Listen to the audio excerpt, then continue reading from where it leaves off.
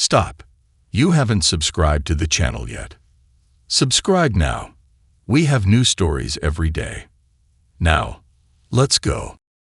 Grayson Wolfe drummed his fingers on the steering wheel, stuck in Brookside's evening traffic. His mind wasn't on the brake lights ahead, but on the growing unease that had taken root in his gut over the past few months. As he pulled into the driveway of his sprawling suburban home, Grayson's eyes swept over the manicured lawn and pristine exterior.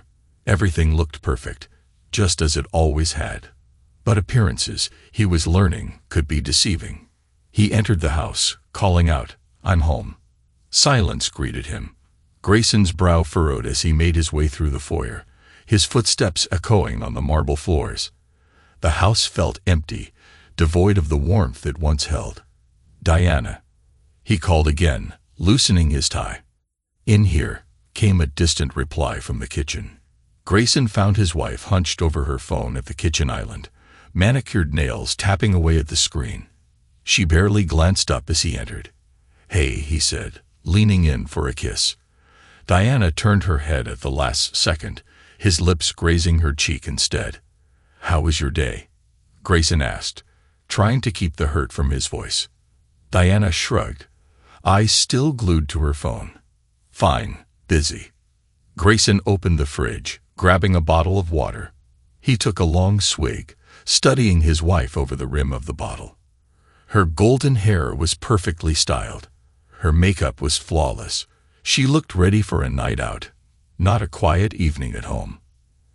"Any plans tonight?" he asked casually. Diana finally set her phone down, but her eyes didn't quite meet his. "Just drinks with the girls. You know, the usual Thursday thing." Grayson nodded slowly. "Right, the usual." He thought back to when they'd first moved to Brookside, fresh out of college, how they'd scrimped and saved, living in a tiny apartment while he built his logistics company from the ground up. Diana had been by his side every step of the way, believing in his vision, even when others doubted. Now, 15 years later, they had everything they'd ever dreamed of. A successful business, a beautiful home, 2 great kids. So why did it feel like it was all slipping away? "Well, have fun," Grayson said, forcing a smile. "I think I'll head up to my office, catch up on some work." Diana was already reaching for her phone again. "Don't wait up." Grayson climbed the stairs to his home office, each step feeling heavier than the last. He settled in his leather chair, booting up his computer. But instead of focusing on spreadsheets and shipping manifests, his mind kept circling back to Diana. When had things changed? It wasn't just a lack of affection, or the constant girls' nights. There was a coldness between them now, a distance he couldn't seem to bridge. He rubbed his temples, trying to push away the nagging doubts. He was probably overreacting. Diana loved him. They were happy, weren't they? The sound of the front door closing snapped Grayson out of his thoughts. He moved to the window, watching as Diana's sleek sports car backed out of the driveway. She was certainly dressed up for a casual night with friends. Grayson's jaw clenched. He built his business on trusting his instincts. And right now, every instinct was screaming that something was very wrong. He settled back at his desk, pulling up their joint bank statements. It was time to start paying closer attention. Hours passed as Grayson combed through months of transactions. His unease grew with each swipe of his mouse. Charges at high-end restaurants he'd never been to, spa days he hadn't known about, and most troubling, several charges from luxury hotels right there in Brookside. Grayson leaned back in his chair, his mind racing. There had to be an explanation. Maybe Diana was planning a surprise for their upcoming anniversary, or perhaps she was helping plan an elaborate party for a friend. But deep down, Grayson knew he was grasping at straws. The evidence was mounting, and it all pointed to one devastating conclusion. His wife was having an affair. The next morning, Grayson went through the motions of getting ready for work. He kissed Diana goodbye, pretending nothing was amiss. But as soon as she left to take the boys to school, he sprang into action. He called his assistant, instructing her to clear his schedule for the next few days. Family emergency, he explained vaguely. Then he packed a small bag, making sure Diana saw it before he left. Last-minute business trip, he told her with a forced smile. I should be back by the weekend. Diana barely looked up from her phone. Oh, okay. Have a safe flight. Grayson's hands tightened on the steering wheel as he pulled out of the driveway. There was no business trip, no flight to catch. Instead, he drove to a nondescript hotel on the outskirts of town and checked in under an assumed name. From there, he began his stakeout. He tracked Diana's movements through the GPS on her phone, watching and waiting. For 2 days, nothing seemed out of the ordinary. But on the third night, everything changed. Grayson sat in his rental car across from a trendy rooftop bar downtown. He'd watched Diana arrive an hour ago, dressed to the nines. Now he held his breath as a muscular man in his early 30s approached her table. Even from a distance, Grayson could see the way Diana's face lit up. She stood, embracing the man in a way that was far too intimate for a casual acquaintance. Grayson's stomach churned as he watched them sit close together, heads bent in conversation. He snapped a few pictures with his phone, his hands shaking slightly. Part of him wanted to storm up there, to confront them both. But the rational part of his brain, the part that had made him a successful businessman, knew he needed more proof. So Grayson waited, watching as Diana and her companion shared drinks and lingering touches. When they finally left the bar, he followed at a discreet distance. His suspicions were confirmed when they both entered an upscale hotel, the man's hand resting possessively on the small of Diana's back. Grayson sat in his car long after they disappeared inside, his world crumbling around him. How long had this been going on? How could Diana do this to him? To their family? Over the next few weeks, Grayson became a ghost in his own life. He went through the motions at work and at home, all while secretly gathering more evidence. He followed Diana to more clandestine meetings, documented her lies about her whereabouts, and tracked every suspicious transaction. But it wasn't enough. A gnawing doubt had taken root, one that threatened to consume him entirely. Grayson found himself staring at family photos, his eyes drawn to his younger son, Caleb. Unlike Jonah, who was the spitting image of Grayson, Caleb had always looked different. At the time, Grayson had chalked it up to Diana's genes. Now he wasn't so sure. He remembered Diana's insistence on naming Caleb after her favorite actor, breaking the family tradition they'd followed with Jonah. It had seemed innocent enough at the time, but now... Grayson's hand shook as he ordered the home DNA test kit. When it arrived, he told himself he was being paranoid. Surely, Diana's betrayal couldn't go back that far. But he had to know. Collecting the DNA samples was easier than he'd expected. A quick swab while the boys slept. And it was done. Grayson mailed off the samples, then spent the next week in agony, jumping every time his phone buzzed with a new email. When the results finally came, Grayson locked himself in his office to read them. His eyes scanned the report once, twice, 3 times, but the truth remained unchanged. Caleb was not his biological son. Grayson sat in stunned silence, the implications of this revelation crashing over him like a tidal wave. Diana's affair wasn't just a recent indiscretion. It had been going on for years right under his nose. He thought back to Caleb's birth, to the joy he'd felt holding his son for the first time, a son who he now knew had never truly been his. Rage bubbled up inside him, threatening to spill over. Grayson wanted to scream, to break things, to confront Diana and the man who had fathered his child. But he forced himself to remain calm. He was Grayson Wolf, the man who had built a multi-million-dollar company from nothing. He didn't lose control. He planned. He strategized. And then he acted. Diana had betrayed him in the worst possible way. She had lied, cheated, and manipulated him for years. She had robbed him of the joy of raising his own child. Grayson's jaw clenched as a cold determination settled over him. Diana had destroyed their family. Now he would destroy her. He began to plot his revenge, as meticulous in his planning as he was in business. He would not confront her in a fit of rage. No, he would dismantle her life piece by piece, leaving her with nothing. As Grayson sat at his desk, surrounded by the evidence of Diana's betrayal, he made a solemn vow. He would never forgive her for this, and he would make sure she regretted ever crossing Grayson Wolf. Grayson stared at his reflection in the bathroom mirror, straightening his tie with steady hands. His face betrayed no hint of the turmoil raging inside him. He'd always prided himself on his poker face. It had served him well in business negotiations. Now it would serve him in dismantling his marriage. He stepped out of the bathroom, finding Diana in their bedroom. She was slipping on a pair of heels, dressed for another night out. "You look nice," Grayson said, his voice carefully neutral. Diana glanced up, surprise flitting across her face at the compliment. "Thanks. Just meeting the girls for drinks." Again, Grayson raised an eyebrow. "Seems like you've been out a lot lately." A flicker of unease passed through Diana's eyes, but she quickly masked it with a smile. "You know how it is.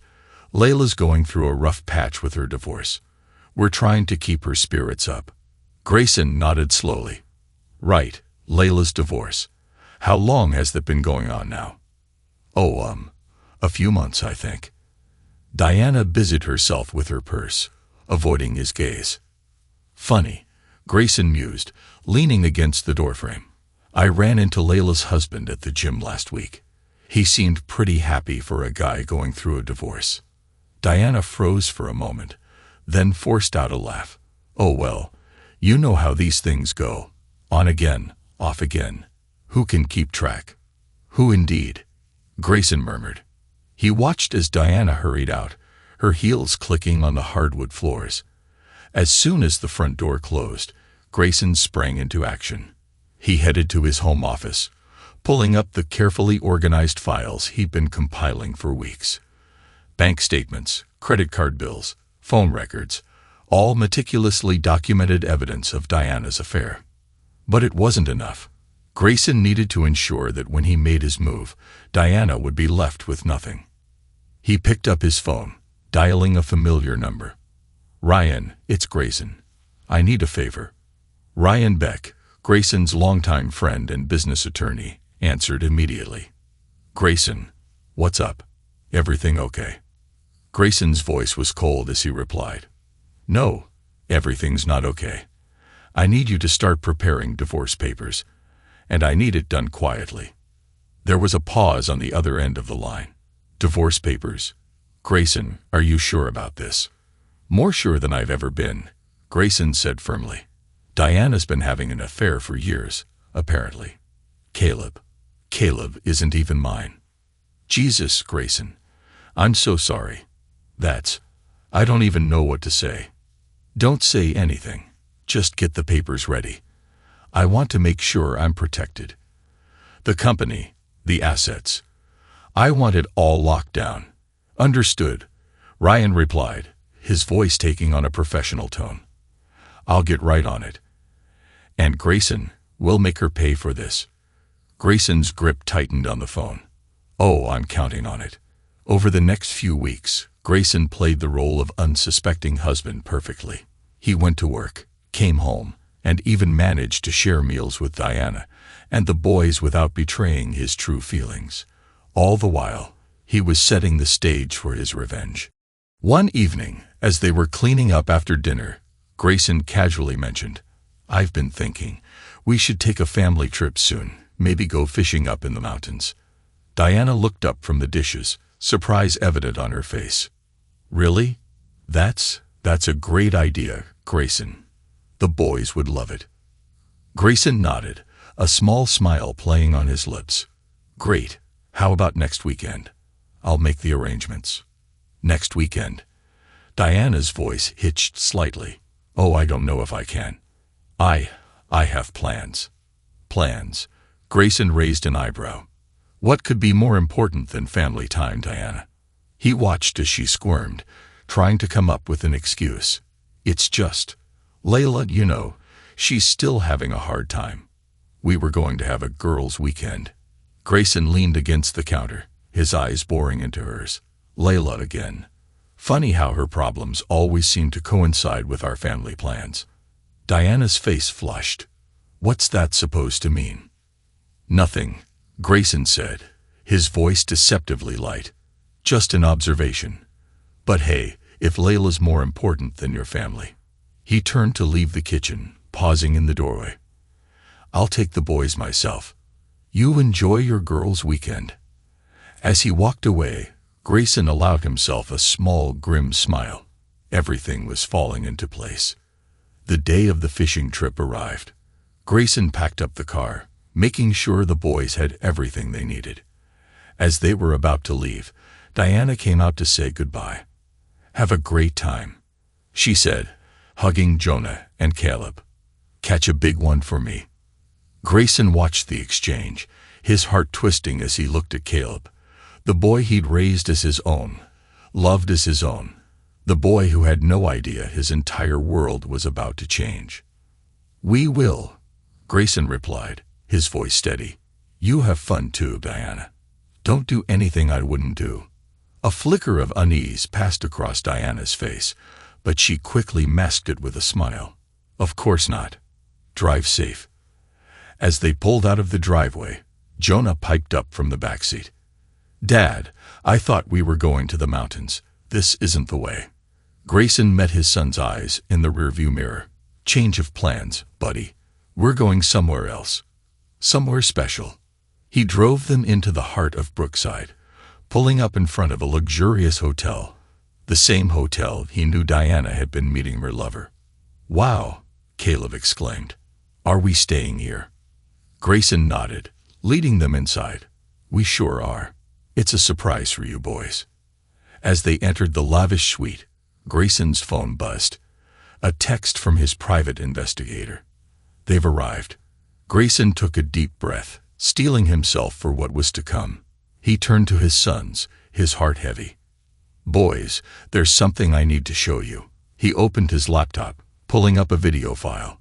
The boys gathered around, curious. What is it, Dad? Jonah asked. Grayson's voice was quiet as he replied. The truth. He pressed play on the screen.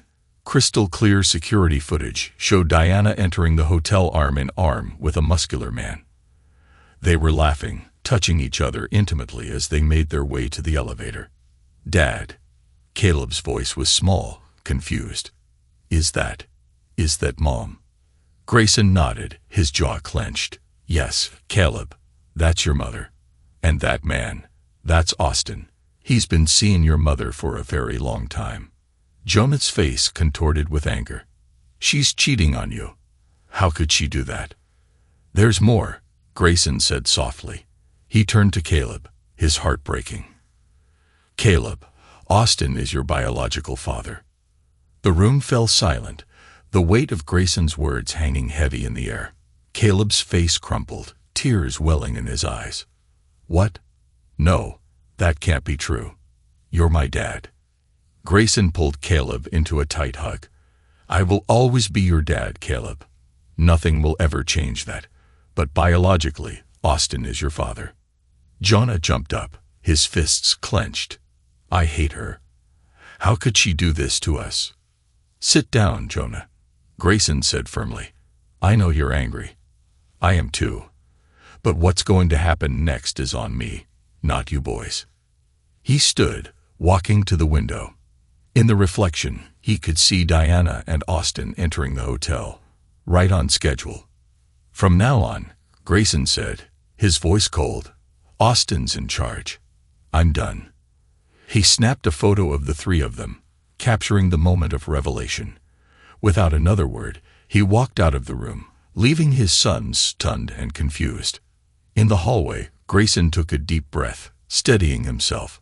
Then he made his way to the room where he knew Diana and Austin would be. He knocked on the door, hearing muffled voices and hurried movements inside. After a moment, the door opened, revealing a disheveled Diana. Her eyes widened in shock. Grayson, what are you doing here? Grayson's voice was ice as he replied. Surprising you, darling. Isn't that what a good husband does? He pushed past her into the room. finding Austin hastily pulling on his shirt. "You must be Austin," Grayson said, his tone conversational. "I've been looking forward to meeting you." Austin looked between Grayson and Diana, panic evident on his face. "Look, man, I can explain." "No need," Grayson cut him off. "I think the situation is pretty clear. You've been sleeping with my wife for years. You even fathered one of my children. Did I miss anything?" Diana gasped, her hand flying to her mouth. "Grayson, please let me explain." "Explain?" Grayson's laugh was bitter. "What's there to explain, Diana? How you lied to me for years. How you let me raise another man's child as my own. Please, enlighten me." Tears streamed down Diana's face. "I'm sorry, Grayson. I never meant for this to happen. I love you. I love our family." "Don't you dare," Grayson snarled, his composure finally cracking. "Don't you dare say you love us.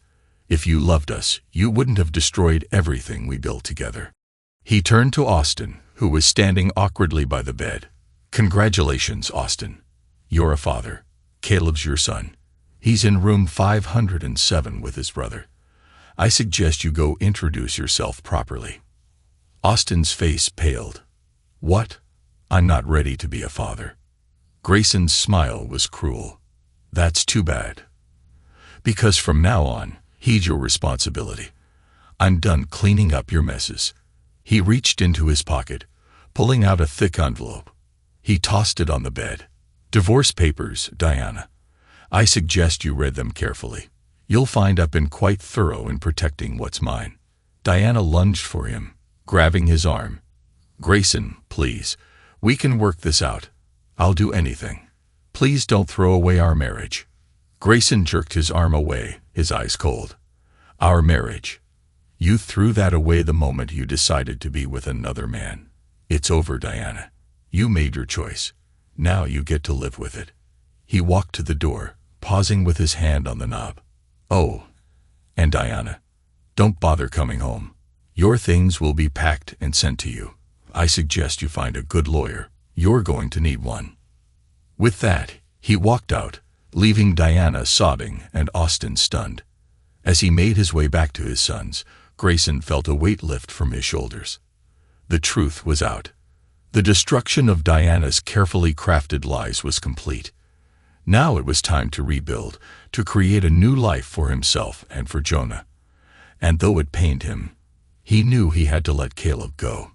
It wasn't the boy's fault, but Grayson couldn't bear the constant reminder of Diana's betrayal. As he opened the door to the room where his sons waited, Grayson took a deep breath. The hardest part was yet to come, but he was Grayson Wolf. He had built an empire from nothing. He would survive this, and he would come out stronger. And Diana would learn the hard way that betraying Grayson Wolf was the biggest mistake of her life. Grayson straightened his tie, his reflection in the courthouse mirror showing a man composed and determined. Today was the day he'd been preparing for, the final showdown with Diana. As he stepped into the bustling corridor, he spotted Victor Ross, Diana's aggressive lawyer, huddled with his client. Diana looked pale, her designer outfit a far cry from her usual polished appearance. Grayson approached, his face impassive. Ross straightened, puffing out his chest.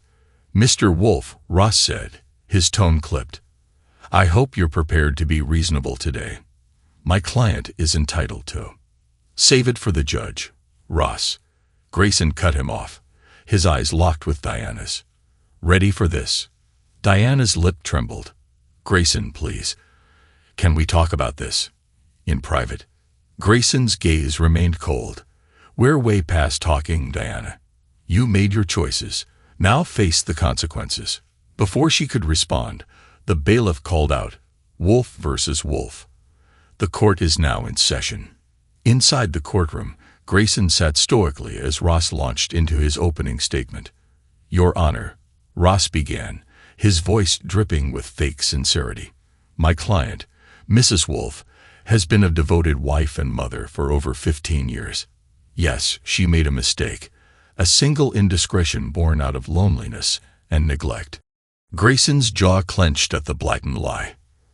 He caught his lawyer's eye, giving a slight nod. They were ready for this.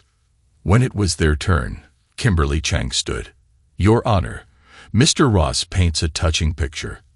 Unfortunately, it's pure fiction. We have irrefutable evidence that Mrs. Wolf's single indiscretion was, in fact, a long-term affair spanning over a decade." She produced a thick folder.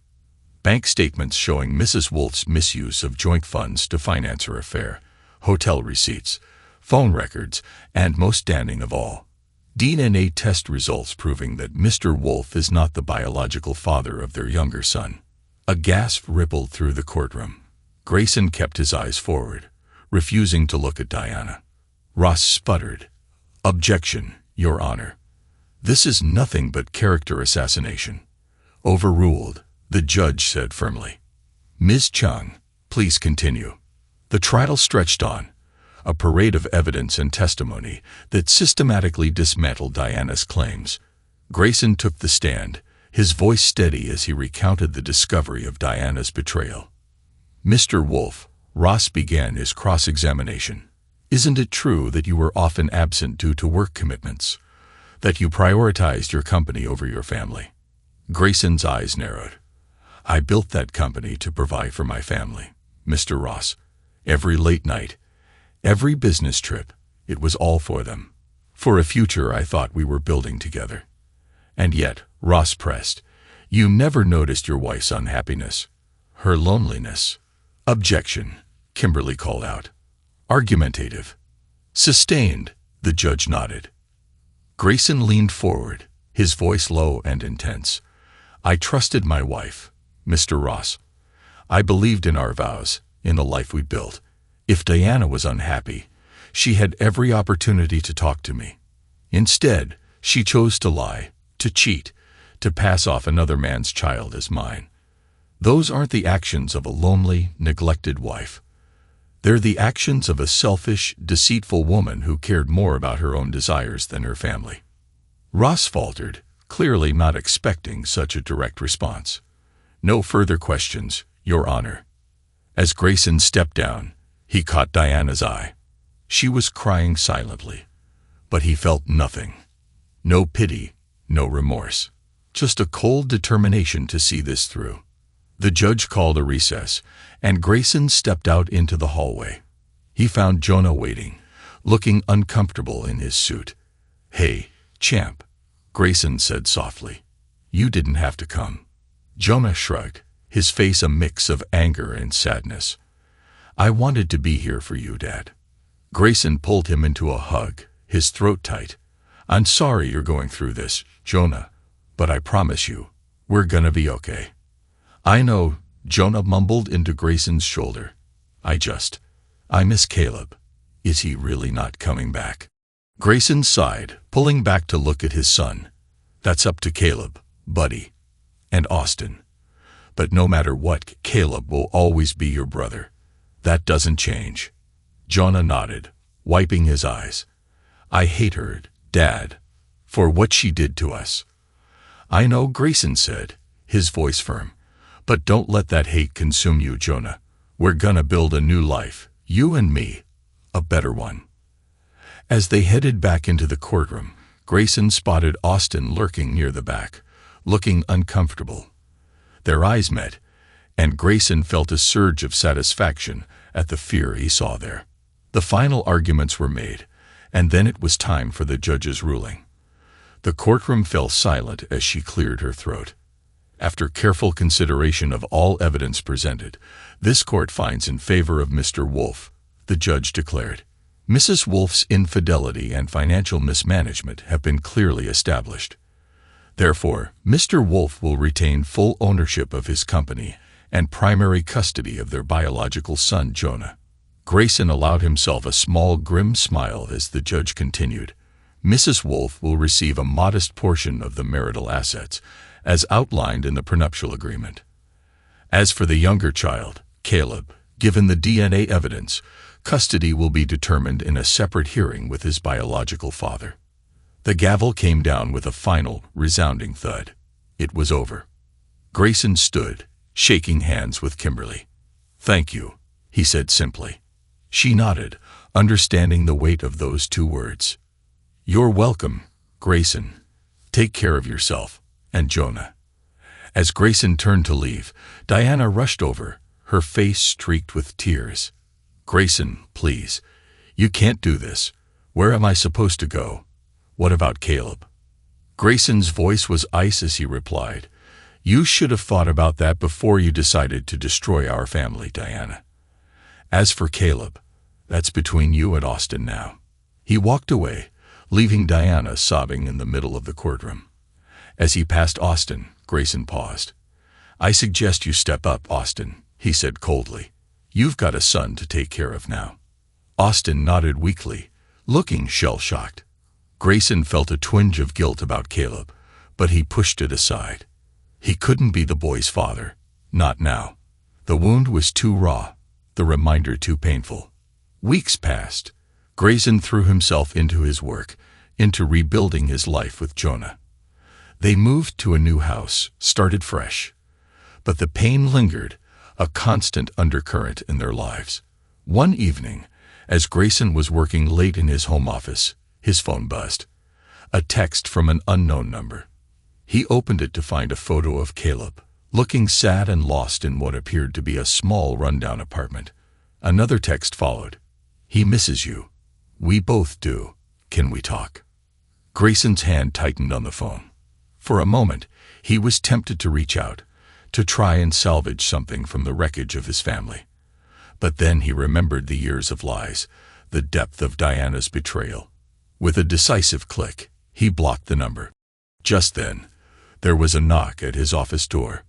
"Dad," Jonah's voice called out. "Can I come in?"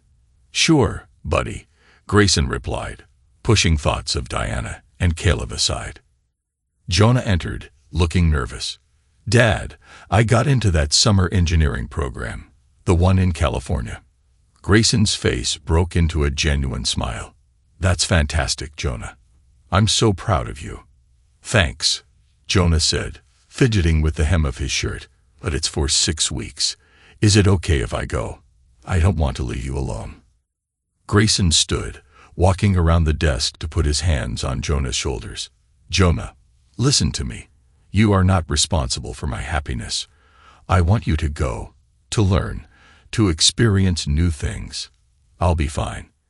Jonah hugged him tightly. "Thanks, Dad. I love you." "I love you too, buddy," Grayson said, his throat tight.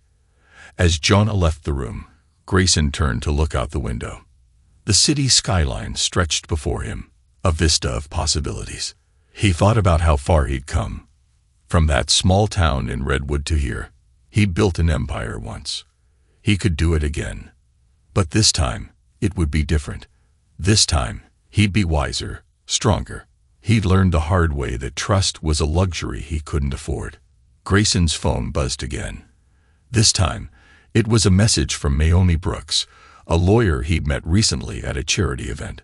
"Still up for drinks tomorrow?" He smiled, typing back a quick "absolutely." Naomi was smart, independent, and driven. Everything Diana had pretended to be. More importantly, she understood the value of loyalty. As he got ready for bed that night, Grayson caught sight of himself in the mirror. The man staring back at him was older, harder, but unbroken. He'd survived Diana's betrayal. He had protected what was his. Now he was ready to start again. The next morning, Grayson woke early, his mind clear and focused. He had a meeting with his executive team to discuss expansion plans for the company. As he knotted his tie, he felt a sense of anticipation. This was what he was good at: building, growing, conquering. Just as he was about to leave, he noticed a small package on the kitchen counter. It was addressed to Diana, forwarded from their old address. For a moment, Grayson was tempted to throw it away, unopened. But curiosity got the better of him. Inside was a single photograph in a simple frame. Grayson's breath caught as he recognized the picture he'd taken that day at the hotel, capturing the moment when Jonah and Caleb learned the truth about their mother's betrayal. A note was attached. "You chose this. Remember that." Grayson stared at the photo for a long moment, a mix of emotions swirling within him. Then, with a decisive motion, he placed it back in the package and sealed it up. He scribbled Diana's new address on it, a small, run-down apartment complex across town.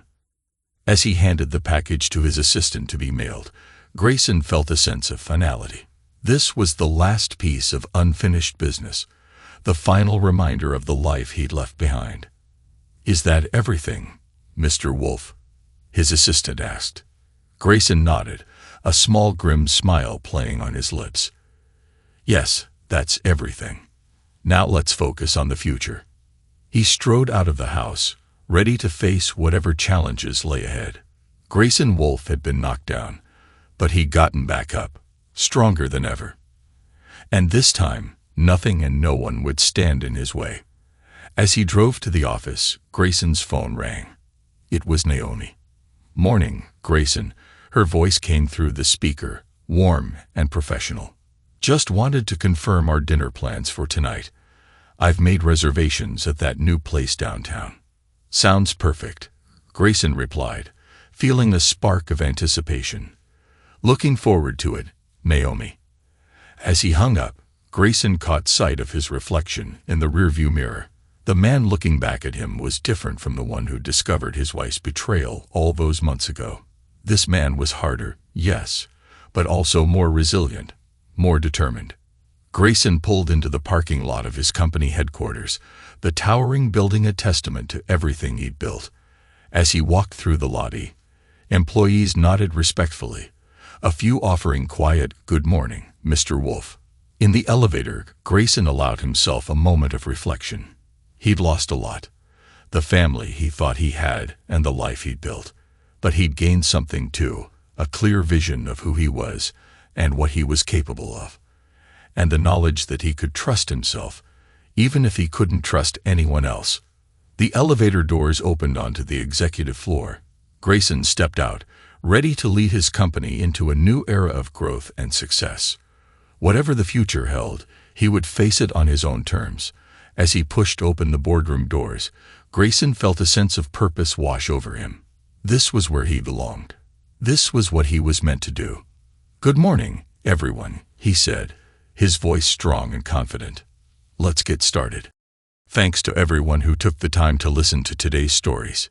If you enjoyed it, please consider liking and subscribing if you haven't already. Feel free to share your thoughts on the events in the comments below. Take care.